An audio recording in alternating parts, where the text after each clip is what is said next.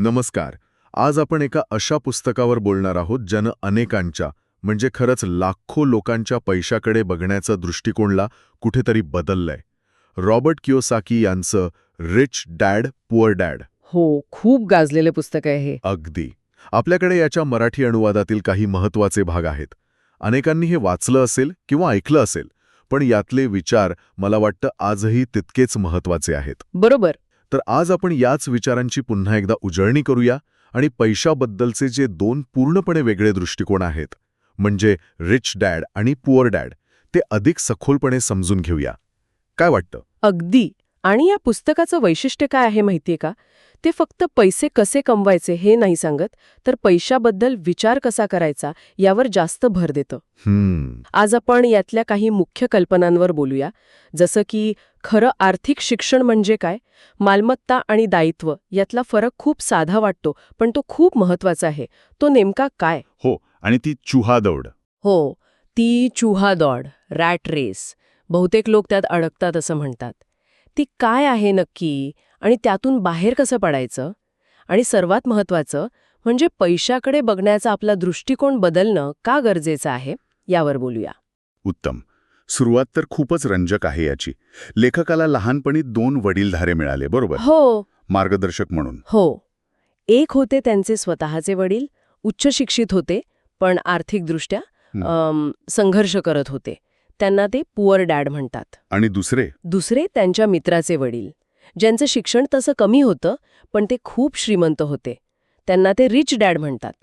आणि गंमत म्हणजे दोघांचे पैशाबद्दलचे विचार इतके टोकाचे वेगळे होते. अच्छा, म्हणजे कसं काय वेगळे? आता बघा, पुअर डॅड म्हणायचे, पैशाचा मोह आहे ना, तो सगळ्या वाईट गोष्टींचं मूळ आहे.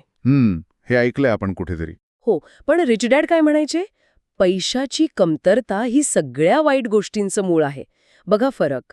एक वडील सुरक्षित नोकरी, पेन्शन यावर भर द्यायचे, दुसरे आर्थिक स्वातंत्र्य, स्वतःचा व्यवसाय करणं यावर. म्हणजे लहानपणी लेखक नक्कीच गोंधळला असणार. इकडून एक सल्ला, तिकडून दुसरा. नक्कीच गोंधळ उडाला असणार. पण याचमुळे मला वाटतं त्यांना दोन्ही बाजू ऐकून स्वतः विचार करायची सवय लागली, स्वतःचं मत बनवण्याची एक संधी मिळाली. म्हणजे सुरुवातीला कोण गरीब होतं किंवा कोण श्रीमंत, यापेक्षा त्यांचे पैशाबद्दलचे विचार कसे होते हे जास्त महत्त्वाचं ठरलं म्हणायचं. अगदी बरोबर. पुस्तकाचा मुख्य दावाच हा आहे की तुमचं आर्थिक भविष्य तुम्ही किती कमावता यावर नाही, तर तुम्ही पैशाबद्दल कसा विचार करता यावर जास्त अवलंबून आहे. त्यासाठी काम करायला लावणं, या सगळ्या गोष्टी तुमच्या विचारांपासून सुरू होतात. रिच डॅड सुरुवातीला खूप श्रीमंत नव्हते आणि पुअर डॅड गरीब नव्हते, पण त्यांच्या विचारसरणीमुळे त्यांच्या आर्थिक दिशा कशा पूर्णपणे वेगळ्या झाल्या हे पुस्तक दाखवून देतं. पैसा हा शेवटी एक विचार आहे, असं ते म्हणतात. आणि याच विचारसरणीतून ती महत्वाची संकल्पना येते, चुहादौड किंवा रॅट रेस. हे नाव जरा विचित्र वाटतं, पण लेखक म्हणतात की हे आपल्या समाजातल्या अनेक लोकांच्या आयुष्याचं वर्णन आहे. काय आहे हे नक्की? चुहादौड म्हणजे एक चक्र आहे जे कधी संपत नाही. कल्पना करा, चांगले मार्क मिळवण्यासाठी शाळेत जायचं, मग चांगली सुरक्षित नोकरी शोधायची. हो. पगार मिळायला लागला की वस्तू खरेदी करायच्या, कदाचित घर, गाडी, लग्न, मग खर्च वाढतात. बरोबर. मग जास्त पैशांची गरज लागते, म्हणून अजून मेहनत करायची, प्रमोशन मिळवायचं, पगार वाढतो, पण मग टॅक्स पण वाढतो, मुलांच्या शिक्षणाची चिंता, रिटायरमेंटची चिंता. आणि मग नकळत आपण आपल्या मुलांनाही तोच सल्ला देतो. अगदी. चांगले शिका आणि सुरक्षित नोकरी शोधा. हे चक्र असंच चालू राहतं. लोक जास्त पैसे कमवतात, पण जास्त खर्च करतात आणि कर्जात अडकतात. बापरे, हे ऐकून थोडं अस्वस्थ वाटतंय. म्हणजे आपण कळत नकळत याच चक्रात अडकलेलो असतो का? याचं कारण काय सांगितलंय पुस्तकात? पुस्तक 2 मुख्य भावनांना जबाबदार धरतं. एक म्हणजे भीती आणि दुसरी लोभ. भीती आणि लोभ. हो. पहिली भीती पैसे नसण्याची, बिलं कशी भरणार याची भीती. यामुळे लोक काय करतात? सुरक्षित नोकरी धरून ठेवतात. आणि दुसरी भावना लोभ किंवा हाव म्हणा. पगार वाढला की अजून चांगल्या गोष्टी घ्यायची इच्छा होते. मग अजून महागडी गाडी, मोठं घर आणि पुन्हा पैशांची गरज वाढते. म्हणजे लोक पैशासाठी काम करत राहतात, पण पैसा त्यांच्यासाठी कसा काम करेल याचा विचार करत नाहीत. आणि आपलं पारंपरिक शिक्षण दुर्दैवाने आपल्याला अनेकदा ह्याच चुहादौडीसाठी तयार करतं, त्यातून बाहेर पडायला नाही शिकवत. मग यातून बाहेर पडायचा मार्ग काय? इथेच आर्थिक शिक्षणाचं महत्त्व येतं का? अगदी. आणि पुस्तकातलं आर्थिक शिक्षण म्हणजे शाळेतलं गणित नाहीये. ते अनुभवातून शिकण्यावर भर देतं. लेखकाचा रिच डॅड सोबतचा अनुभव खूप महत्वाचा आहे. तो 10 सेंट्सवाला. हो, सुरुवातीला रिच डॅडनी त्यांना आणि त्यांच्या मित्राला एका दुकानात कामाला ठेवलं. बर. किती पैशांवर? फक्त तासाला 10 सेंट्स. 10 सेंट्स म्हणजे काहीच नाही. राग आला असणार त्यांना? साहजिकच आहे. त्यांना वाटलं हे शोषण आहे, अन्याय आहे. त्यांनी काम सोडायचा विचार केला. पण रिच डॅडचा उद्देश वेगळा होता. काय उद्देश होता? जेव्हा लेखकाने नाराजी व्यक्त केली तेव्हा रिच डॅड म्हणाले, शाब्बास, आता तुम्ही माझ्या कर्मचाऱ्यांसारखा विचार करताय. बहुतेक लोक आयुष्यभर हेच करतात, कमी पगाराबद्दल तक्रार करतात, पण काही बदलत नाहीत. ते पुढे म्हणाले, आयुष्य तुम्हाला धक्के देतं. काही जण हार मानतात, काही जण लढतात. मला तुम्हाला काहीतरी वेगळं शिकवायचं आहे. त्यांनी त्यांना नोकरीच्या सुरक्षितेपलीकडे बघायला शिकवलं. म्हणजे हा धक्का देऊन शिकवण्याचा प्रकार होता म्हणायचा. एक प्रकारे हो. त्यांनी नंतर काय केलं? लेखकाला संधी ओळखायला शिकावं म्हणून विनापगार काम करायला सांगितलं. विना पगार? हो, हे धक्कादायक होतं. पण याच काळात लेखकाने आणि त्यांच्या मित्राने एक संधी ओळखली. त्यांनी काय केलं? जुनी कॉमिक्स पुस्तकं गोळा केली आणि त्यांच्या घराच्या तळघरात एक छोटी लायब्ररी सुरू केली. अरे वा.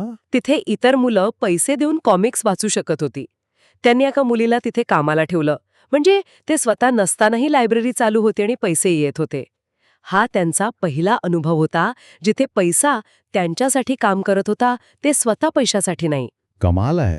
म्हणजे अगदी लहान वयातच मालमत्ता निर्माण करण्याचा आणि त्यातून उत्पन्न मिळवण्याचा धडा घेतला त्यांनी. हे खूपच प्रभावी आहे. इथेच आर्थिक साक्षरतेचं महत्त्व दिसतं. नक्कीच. पुस्तक स्पष्टपणे सांगतं, पैसा ही एक शक्ती आहे, पण आर्थिक शिक्षण त्याहून मोठी शक्ती आहे. खरी संपत्ती म्हणजे पैसा कसा काम करतो, गुंतवणूक कशी वाढते, टॅक्स कसे काम करतात, हे समजून घेणं. फक्त जास्त पगार मिळवणं नाही. रिच डॅड नेहमी म्हणायचे, आपल्या मेंदूचा वापर करा.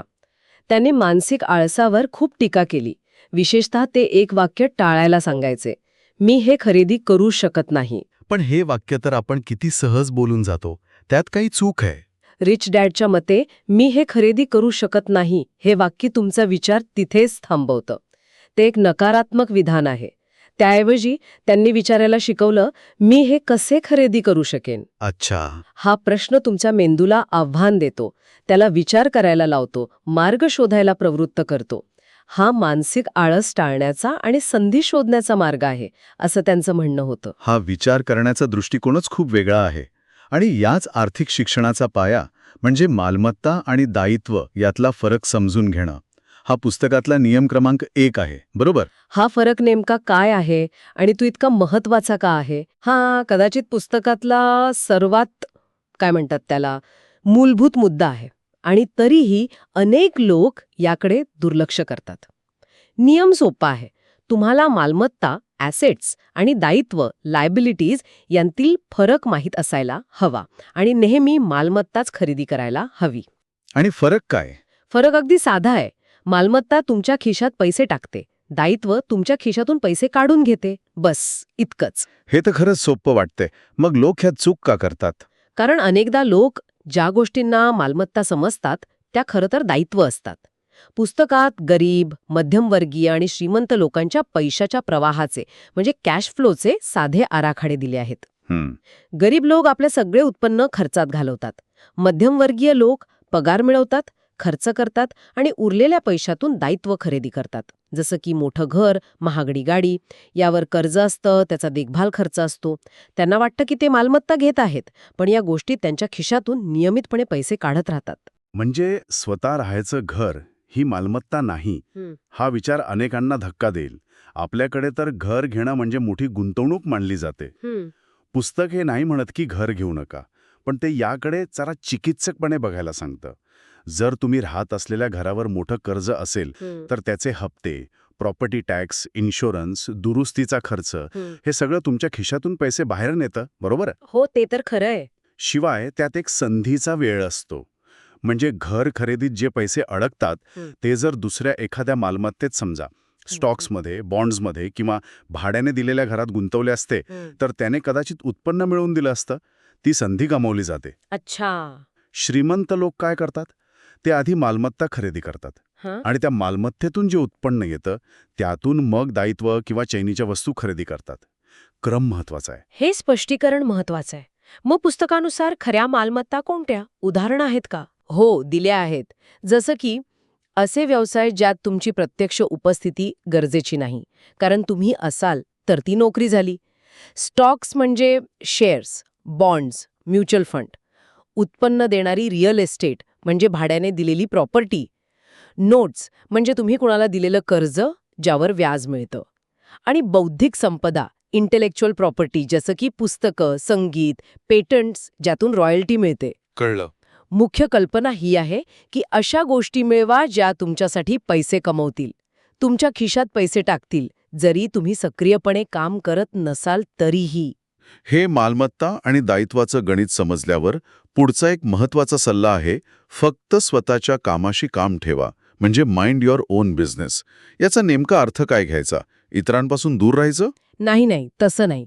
याचा अर्थ इतरांपासून दूर राहा किंवा स्वतःच्याच विश्वात राहा असं नाहीये. याचा अर्थ आहे तुमची नोकरी किंवा तुमचा मुख्य व्यवसाय जो काही असेल तो सांभाळून तुमच्या मालमत्तेचा कॉलम तयार करण्यावर आणि तो वाढवण्यावर लक्ष केंद्रित करा. अच्छा, म्हणजे मालमत्तेवर लक्ष द्या. हो, तुमचं काम म्हणजे प्रोफेशन आणि तुमचा व्यवसाय म्हणजे बिझनेस यात फरक आहे असं पुस्तक म्हणतं. तुमचं काम म्हणजे जिथे तुम्ही रोज जाऊन काम करता, पगार मिळवता. पण तुमचा व्यवसाय म्हणजे तुमच्या मालमत्ता ज्या तुमच्यासाठी पैसे कमावतात. हा फरक महत्वाचा आहे. पोअर डॅड नेहमी नोकरीत प्रगती करणं, कॉर्पोरेट शिडी चढणं यावर भर द्यायचे. तर रिच डॅड काय म्हणायचे?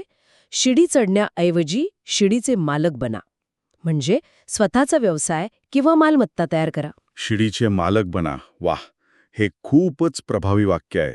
आणि यातच मग कॉर्पोरेशन किंवा कंपनी स्थापन करण्याचं महत्त्व येतं का? हो, रिच डॅडने कॉर्पोरेशनच्या ताकदीवर खूप भर दिलाय. श्रीमंत लोक कॉर्पोरेशनचा वापर एका हुशार आर्थिक साधनासारखा करतात. त्याचे फायदे काय? मुख्य फायदे म्हणजे कायदेशीर संरक्षण मिळतं आणि महत्वाचं म्हणजे टॅक्समध्ये फायदे मिळतात. टॅक्समध्ये फायदे?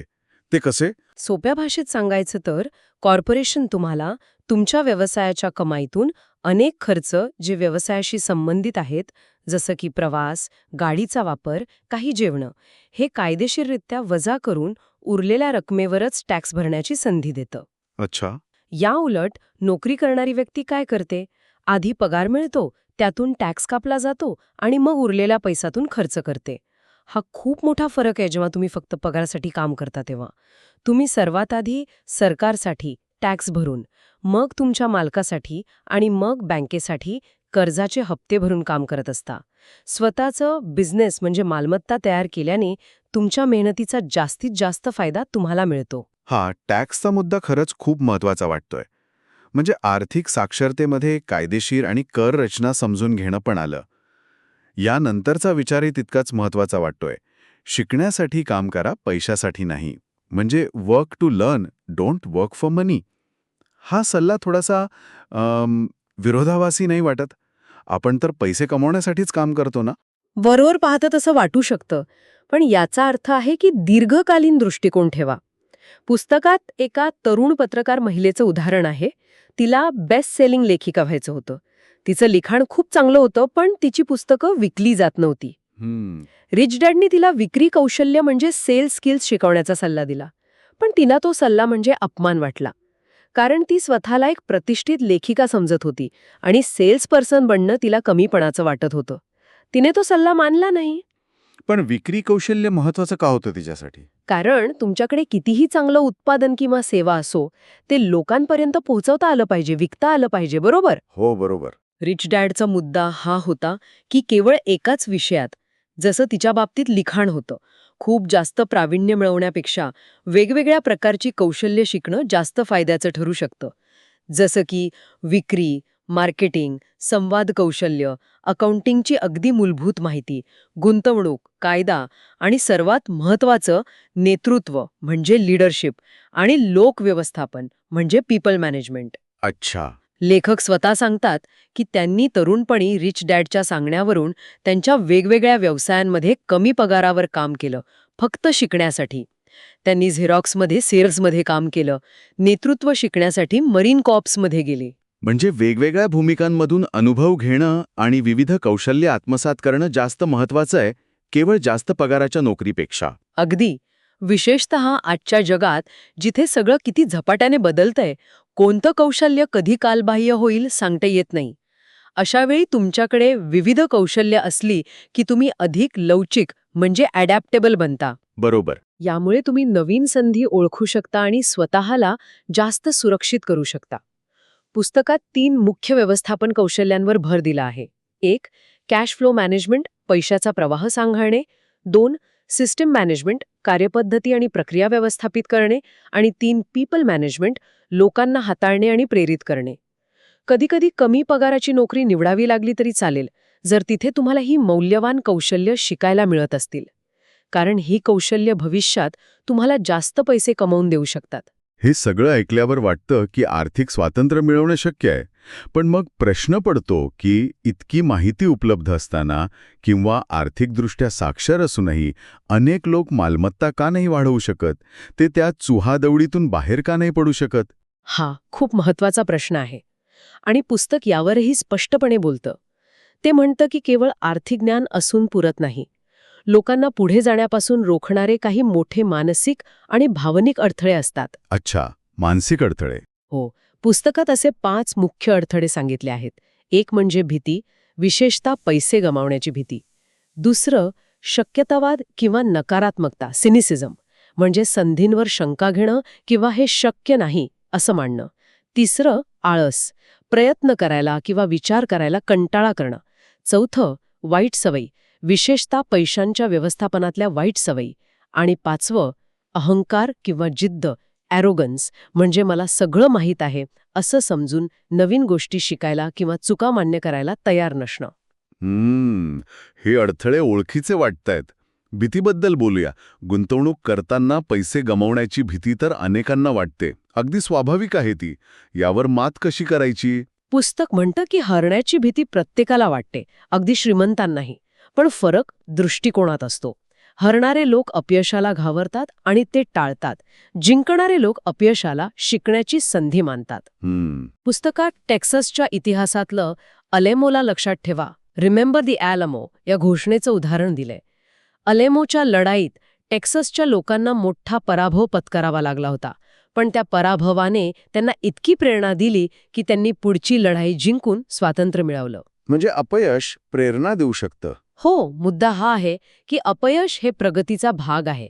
तुम्ही किती वेळा पडता यापेक्षा किती वेळा उठून पुन्हा प्रयत्न करता हे महत्वाचं आहे.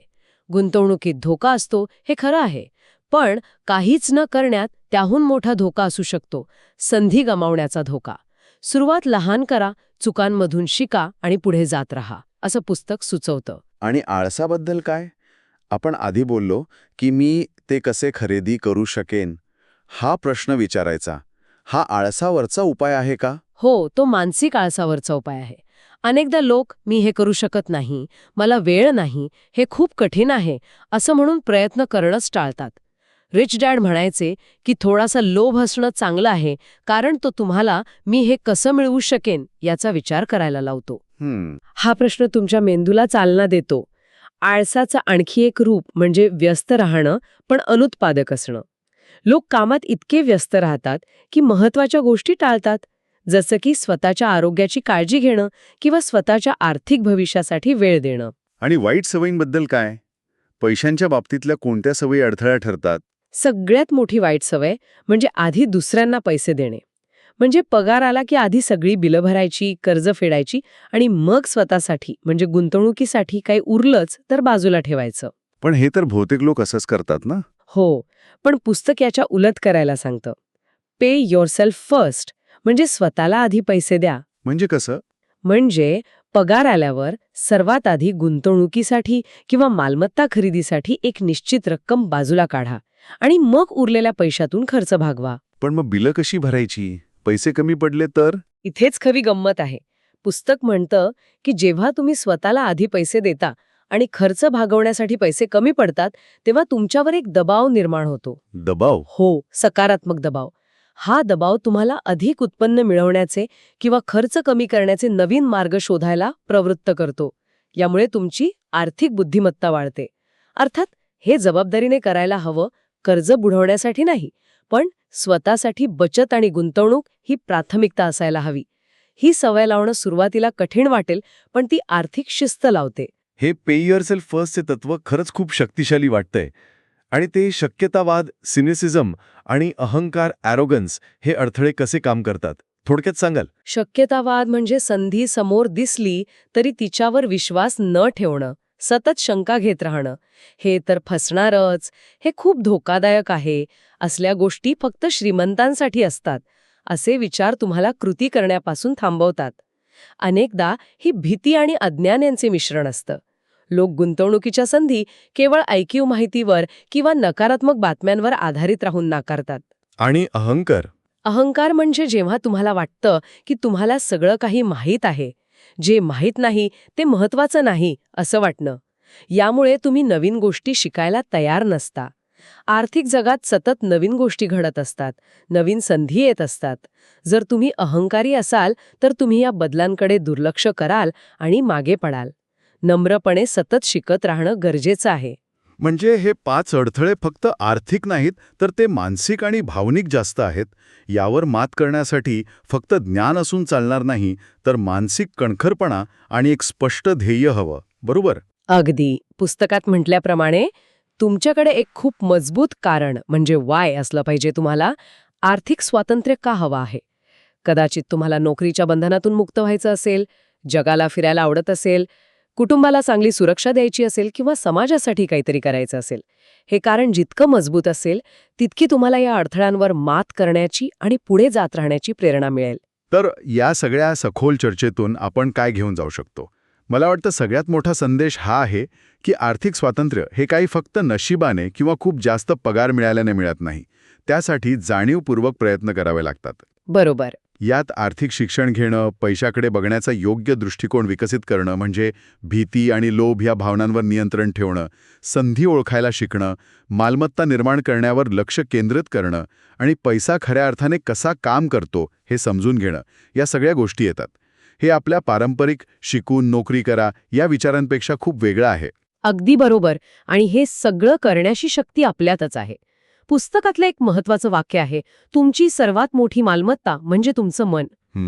जर तुम्ही तुमच्या मनाला योग्य प्रशिक्षण दिलं, त्याला सतत नवीन गोष्टी शिकायला लावल्या, तर ते अमाप संपत्ती निर्माण करू शकतं. आजच्या माहिती युगात ज्ञानाची ताकद प्रचंड आहे.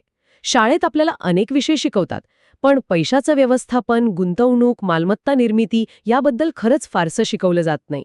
त्यामुळे ही आर्थिक साक्षरता आपल्याला स्वतःहून मिळवावी लागते. आणि ही साक्षरता फक्त खूप श्रीमंत होण्यासाठी नाही, तर आयुष्यात अधिक पर्याय निर्माण करण्यासाठी, स्वतःच्या वेळेवर नियंत्रण मिळवण्यासाठी आणि त्या चुहादोडीतून बाहेर पडून आपल्याला खरंच आवडणाऱ्या गोष्टी करण्यासाठी स्वातंत्र्य मिळवण्यासाठी आहे. नक्कीच.